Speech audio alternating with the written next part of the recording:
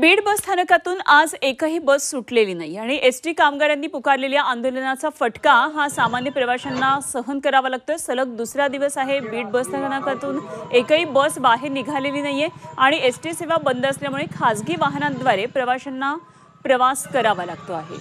काय नेमकी सगळी परिस्थिती आहे याचा आढावा घेतलाय आमचे प्रतिनिधी विष्णू बुर्गे यांनी।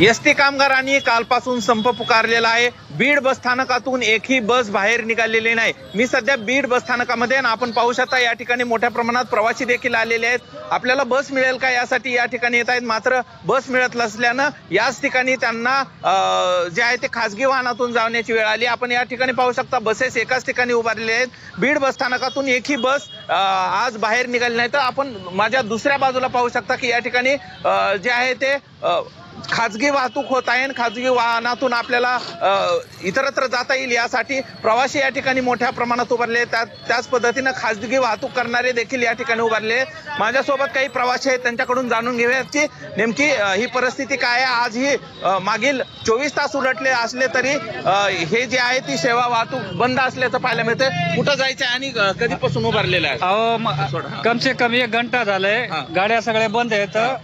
अचानक सरकारने बंद केली त्यामुळे आम्हाला काही इथं हालचाल करता येत नाही। बरं, हे बाकीचे वाहन जीप वगैरे चालू आहेत, तर इथं ट्रॅफिक बी जाम झाली आहे, तर पब्लिकची केसन बी जास्त वाढलेली आहे।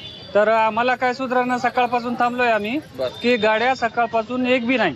तर आता परत जावा की काय करावा ते काय आम्हाला निर्णय काही कळाना। बरं, कुठं जायचंय तुम्हाला आणि मिळाली का बस? नाही, बाहेरचे वाहन सगळे चालू आहेत, जीप वगैरे चालू आहेत, पण बस सध्या बंद आहेत। एसटी कर्मचाऱ्यांनी संप पुकारलेला आहे।